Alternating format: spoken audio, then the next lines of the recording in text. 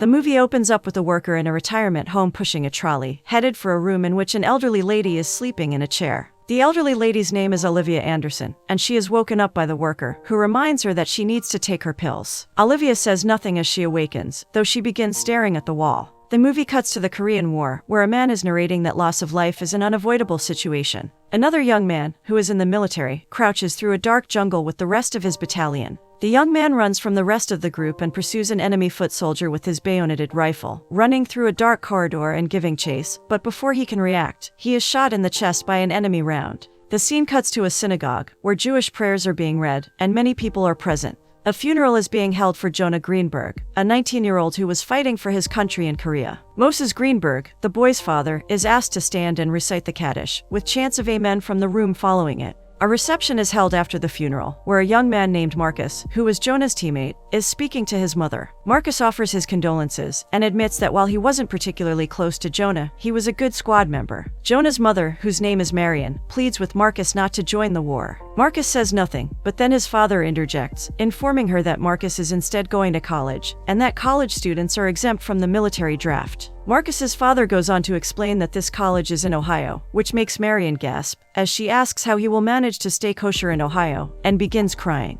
Later, Marcus is standing with two friends, who are smoking and leaning against a car. One of the boys, named Ben, states that the only thing worse than getting stabbed by a bayonet is getting stabbed by a bayonet while you're still a virgin. The other boy, David, adds that Jonah was definitely a virgin. Marcus asks David when he reports for duty, as he's off to join the war, unlike him. David, with a worried look on his face, replies that he's got 2 weeks till then, and Marcus tries to reassure his friend that he'll be okay, stating that he's smarter than Jonah was. Sometime in the near future, Marcus is helping his father Max at the kosher butchers he owns. A customer named Mrs. Dickinson comes in and asks for 2 chickens, which Marcus wraps for her. Mrs. Dickinson asks Max what he plans to do when Marcus goes off to college next month, and Max replies that his wife will start helping him with work, like she did before. During lunch, Max asks his son to take home some brisket for his mother, but Marcus informs his father that he'll be unable to do so, as he plans on going to the pictures with his friends. However, Max doesn't believe him, saying that he knows his son plans on going to the pool hall. Marcus tries to convince his father to believe him,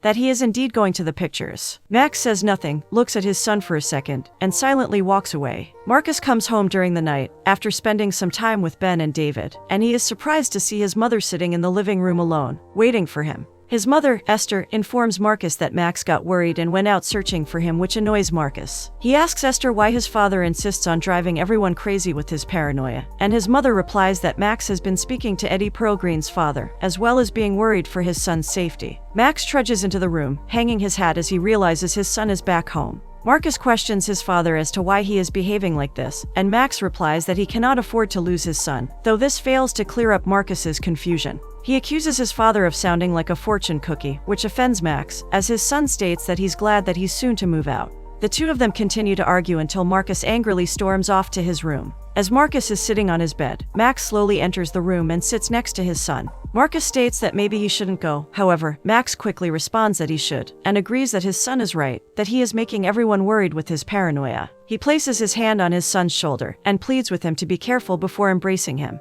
Eventually, the time comes for Marcus to start his first day of college. He walks across campus carrying his belongings in 2 large suitcases, one in each hand. At check-in, he collects the keys to his room from a young woman who works at the university and looks around for on-campus jobs on the notice board. Marcus eventually goes up to his room, where there are 3 beds, and greets his 2 roommates who are already there. His roommates are 2 young men of a similar age to himself, named Ron Foxman and Bert Flusser. Ron immediately asks him where he's from, which Marcus responds that he's from New Jersey, and Ron replies that he's from Cleveland, and points out Bert is from Chicago. Bert says nothing, but just continues smoking a cigarette, sitting on the top of a bunk bed. He seems the more perceptive out of the 2 men, as he quickly points out that it's a pleasant coincidence that 3 of them are Jewish, and have ended up being made roommates. Flusser turns to a record player and begins playing a communist anthem, which makes Ron plead with him to at least shut the door, as playing communist propaganda could get them expelled. Bert snaps back that the dean loves him. The 3 boys grab their coats and race to the chapel, where the assembly is being held. Bert states that they'll need to attend 10 of these assemblies a year if they want to graduate.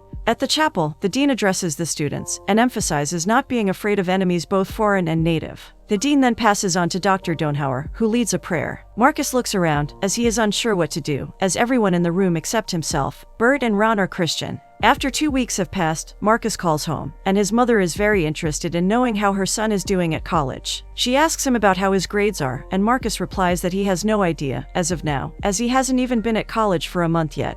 Max comes into the room, Esther hands him the phone, and he questions Marcus on what he's up to, unable to contain his smile while speaking to his son. Marcus assures his father that he's busy studying, and he hasn't met a girl yet. Max then begins lecturing his son about being careful, and a local boy being sent back home from the army makes Marcus lose interest in the conversation. One night Marcus is in his room studying, with Ron and Bert present. Suddenly there's a knock at the door, and 2 fellow students, whom Marcus has never met before, ask if his name is Marcus Messner. The taller of the 2 students, named Sonny, introduces himself and his friend Marty. Sonny explains that they're members of Zeta Tau Mu, the only Jewish fraternity on campus, and are interested in recruiting Marcus. However, Marcus apologizes and explains that he has no desire to join a fraternity, as he wants to focus on his studies. Sonny doesn't let up as he continues to try to persuade him to join, though Marcus again explains that he has no desire to join the fraternity. Sonny and Marty eventually give up, shake Marcus's hand, and take their leave. Whilst in class, Marcus interjects while the lecturer is speaking about halfway covenants, explaining that people in 1662 were allowed to join the church even if they weren't truly Christian, to avoid discrimination.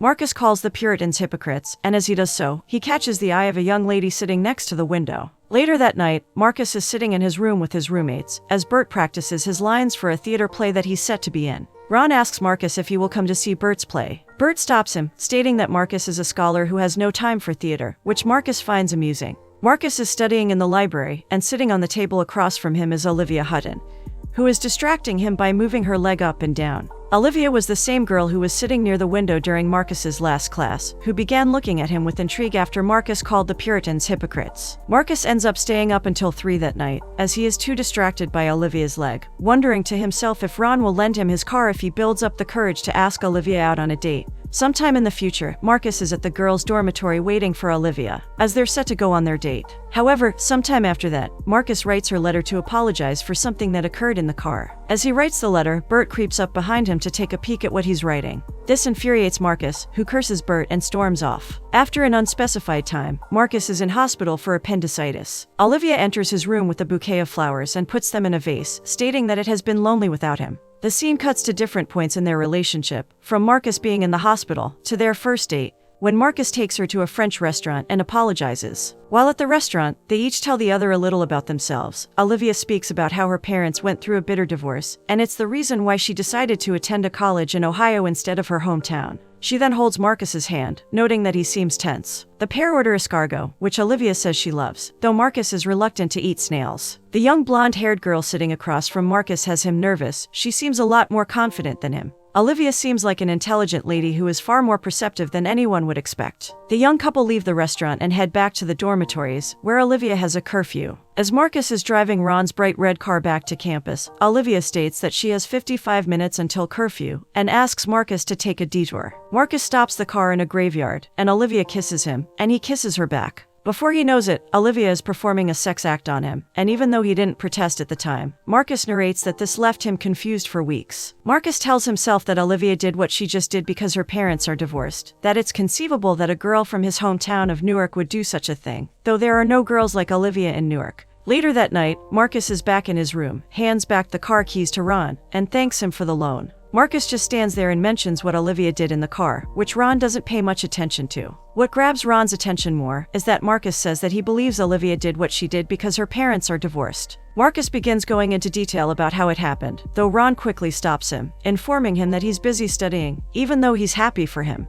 He eventually asks Ron if he should even see her again, though Ron just smiles and says that it's up to him. The next day, Marcus is speaking to his father on the phone, who reveals to him that it was him who had a friend ask Sonny to come see him and ask him to join the Jewish fraternity. This annoys Marcus, who informs his father that he has no interest in joining a fraternity. Max, however, is adamant that it is important that his son makes some Jewish friends, so that he can be confident that his son isn't doing anything that he isn't supposed to. This annoys Marcus, who reassures his father that all he does is study and work at the library, and hangs up as Max is shouting his name. Marcus ends up avoiding Olivia altogether, not paying attention to her when they're in class. Olivia, however, stops him while he's working in the library, which catches him by surprise. She explains that she did what she did because she likes him. Olivia, however, stops him while he's working in the library, which catches him by surprise. She explains that she did what she did because she likes him, and that she finds his intensity charming. Marcus asks her if she's ever done that for anyone before him, and she responds she has. Olivia begins raising her voice, stating that Marcus is ignoring her because he thinks of her to be promiscuous now. Marcus tries to deny this, though she is now certain that this is the reason Marcus has been avoiding her. Olivia reveals she did it for him because she truly wanted to. Marcus replies that he's trying to come to terms with it, but HC is angry and storms off. Olivia narrates that, after the first time she performed a sex act on someone, while drunk, she tried to use a razor, but failed due to being drunk. She asks Marcus to forget about her, not knowing why someone like him ever chose to come to Winesburg in the first place. Marcus is lying on his bed reading a letter from Olivia,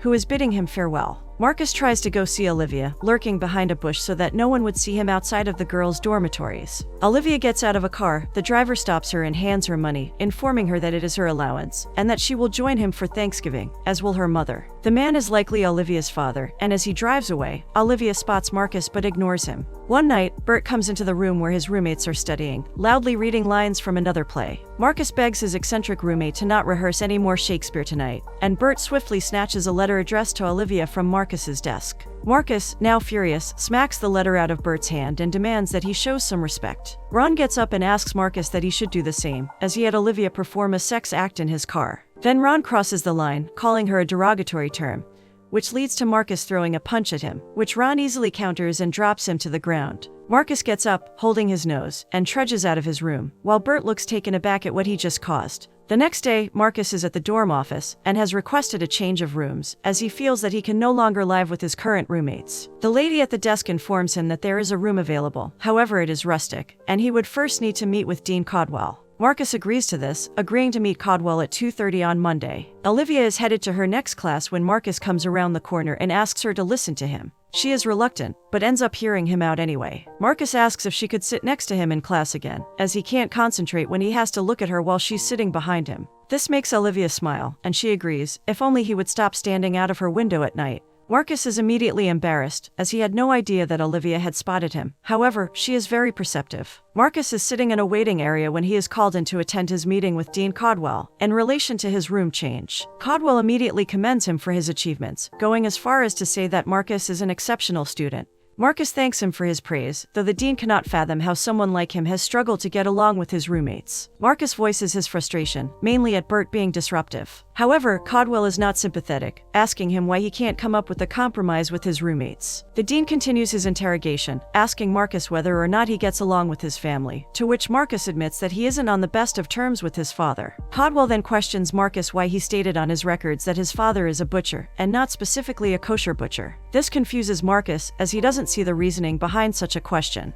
Caldwell reveals that he wants to know if he is ashamed of his religion, which Marcus responds to by admitting that he is an atheist. Marcus eventually gets annoyed enough to demand that Caldwell stop his interrogation, after he questions Marcus if he has been on any dates since starting at Weinberg. This makes Marcus very agitated, so much so that he begins questioning Caldwell as to whether or not he is familiar with Bertrand Russell's work. Marcus's outburst just increases Caldwell's admiration for him, and he admits that Marcus will one day make a fine lawyer. Caldwell then calls Bertrand Russell an adulterer who partakes in blasphemy, noting that he was imprisoned by the British for treason. The dean asks him if he would like to join the college baseball team, and Marcus quickly declines, becoming more frustrated while shouting that he's being realistic about his chances. The dean keeps trying to convince him, till Marcus gets so annoyed that he throws up and passes out. Marcus is lying in a hospital bed, narrating that he is usually a light sleeper and can't remember his dreams, but this time, he did. He dreamt that he was married to Olivia, that they shared a home together, and that they'd take trips to the beach. Marcus then goes on to say that up until now, he'd always felt that he was deceased. Suddenly, a nurse enters his room and wakes up, informing him that he has just had his appendix removed. She tells him that he's going to be fine, that his mother will be arriving to see him soon, and that when he is able to, he is to call his father. The scene cuts to a different time, after Marcus has fully recovered from his appendix removal. He is reading a letter from Olivia, which states that she can no longer see him. She explains that she once tried to take her WN life, and was admitted to a psychiatric hospital by her father, and if he had seen the scar on her arm during their first date, she would have told him everything. Marcus is in his bed eating jelly when Olivia comes in with a bouquet of flowers. She asks to see his stitches, which he shows her. Before he can react, Olivia is performing another sex act on him, though this time, Marcus is more on board. Suddenly the nurse comes in and sees them, but quickly exits the room. Both Olivia and Marcus look at each other nervously, and Marcus panics, asking her what they would do if the nurse ends up telling the dean. Olivia assures him that will not happen, as the nurse would be too embarrassed to say anything to anyone about what she just saw. Some time later, the nurse hands Marcus a crutch, asking him to practice walking with it until he can go to the bathroom on his own. Whilst he's practicing, Sunny comes to visit him, handing him a bag full of his books so he doesn't miss out on studying while he recovers. The two of them sit down and have a chat. Marcus explains to Sunny how he had an argument with Caldwell, and how he disagrees with Marcus's beliefs. Sunny tries to assure him that the dean isn't a bad person, but rather a blowhard. Marcus again voices his frustrations about having to go to the chapel once a week, and asks Sunny how he and his fraternity brother managed to do so. Sunny reveals that he hasn't gone to a chapel session since his freshman year, stating that he pays someone $2 to go for him instead. Marcus is shocked that Sunny pays so much, though Sunny justifies this by expressing his belief that wasting 70 hours a year at the chapel is too much, which Marcus agrees with. Sunny advises Marcus not to try arguing with Caldwell, informing him that the dean pretty much embodies everything Weinberg. Olivia comes to visit Marcus again, and she asks him to tell her more about himself. Marcus flips the question on her, but Olivia insists. He gives in and tells her more about his father, and how stern he is. Marcus then asks Olivia about her father, though she doesn't answer, asking him to drop the subject. Esther comes to visit her son, and is almost moved to tears by merely seeing her son sitting in a hospital bed. Marcus and his mother take a walk, whilst Esther voices her concerns over her husband, informing him that she reckons his father is losing his mind. Max has apparently become more erratic and angrier than usual, according to her. Esther begins crying, stating that she has begun to loathe Max, which prompts Marcus to ask his mother to be patient with his father. However, she reveals that she's been talking to a lawyer, and is in the process of finalizing a divorce with him. Later, Marcus and his mother make their way back to his hospital room, and Esther is surprised to see Olivia, whom she has never met, in Marcus's room sorting out the flowers. Esther is very curious to know more about the girl that her son's been dating, asking her what she wants to major in, to which Olivia replies that she would like to major in French literature. Esther then asks her if her parents approve of this decision, to which Olivia responds that they have never disapproved of it. The two women eventually take their leave, and Marcus watches from his window as they shake hands and go their separate ways. That night, Marcus has an unusual dream, where he is cutting meat at his father's shop, staring at Olivia, who is also working there while smoking a cigarette. He then goes into the freezer and sees his father sitting in there, staring at Marcus with sad eyes as his son stares back. Marcus comes out of the freezer and shuts the door as Olivia approaches him, and the two of them kiss. The next day, Esther comes back to visit her son, and the two of them discuss her plans at the hospital cafe. Marcus's mother informs him that she has reconsidered her decision to divorce his father, although she will stay with him, under one condition. Esther would like Marcus to forget about Olivia and break up with her, as she believes that a broken girl will destroy her son. Marcus pauses, looks his mother in the eyes, and refuses to let Olivia go. However, Esther reiterates that this is what she wants from him: to not divorce his father. She urges him to focus on his studies, while her son is finding it difficult to process what his mother is asking of him. But before Esther takes her leave, Marcus reluctantly promises her that he will break up with Olivia. Over the next few days, Marcus looks for Olivia in class, though she is nowhere to be seen. He constantly thinks about her when he's studying, and when he's even conversing with other people. He phones the girls' dormitories asking to speak to her, but he is informed that Olivia has gone home, and that's that. Eventually, he gets desperate and turns to Caldwell for help. Marcus takes a seat and explains to Caldwell that he's worried about Olivia, and Caldwell informs him that it has been noted that his behavior with Olivia in his hospital room wasn't appropriate. Marcus is surprised that Caldwell knows, but he stands firm. Caldwell then informs him that Olivia had a nervous breakdown, and she had to be admitted to a psychiatric hospital again upon her father's request. Caldwell asks Marcus if he could have possibly impregnated Olivia, to which Marcus assures him that it's impossible, as he has never had sexual intercourse with anyone, cursing him and storming out of his office. At the next chapel assembly, Marcus is not present, but Marty is, who has been paid by Marcus to attend in his stead. However, Marty is caught out just as he tries to hand in his sign and card which has Marcus's name on it. In the next scene, Marcus is stepping out of Caldwell's office, while Marty is sitting in the waiting room awaiting his fate. Marcus is expelled, and in the next scene, he is sat in a military uniform in the dark of night, in front of a fire. Suddenly, he is startled by approaching footsteps, and is shot at by an enemy soldier holding a rifle. Marcus tries to flee, but realizes he has nowhere to run from the enemy. As he turns around, he is stabbed by a bayonet, but does fire back and end the soldier who stabs him. Marcus lies on some steps, staring at the ceiling, and his final words are to Olivia, stating that she should know that someone loved her. Olivia is now an elderly lady, sleeping in a chair, until she is woken up by a worker. She stares at flowers on the wallpaper in front of her, which closely resembles the bouquet of flowers she brought for Marcus when he was in hospital.